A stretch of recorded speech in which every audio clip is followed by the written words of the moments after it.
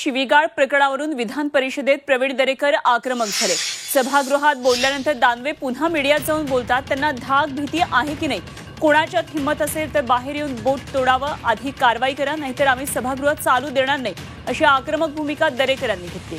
त्यानंतर कालच्या प्रकाराबाबत माझा निर्णय घेणार असल्याचं उपसभापती गोऱ्हेंनी सांगितलं।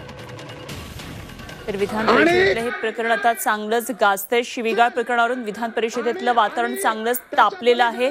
प्रवीण दरेकरांनी सुद्धा यावर संतप्त अशी प्रतिक्रिया दिलेली आहे।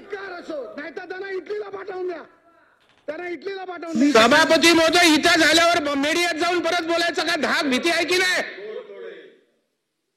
माझं आव्हान आहे ना सभापती महोदय, सगळे आमच्या सभासद बोट वर करतात, कोणाच्यात हिंमत आहे ना बाहेर येऊन बोट तोडावं।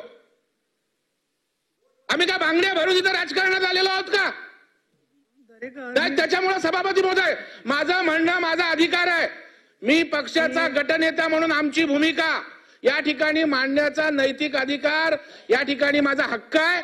माझी आपल्याला विनंती आहे ना, तर सभागृहाचं कामकाज आम्ही सत्ता पक्षाचे असलो तरी चालू देणार नाही। मुद्दा असा आहे, माझं याच्यामध्ये तुम्हाला सगळ्यांना मी समजावून सांगते की पहिली गोष्ट म्हणजे काल जो प्रकार घडला त्या संदर्भामध्ये मी माझा काही निर्णय घेणार आहे।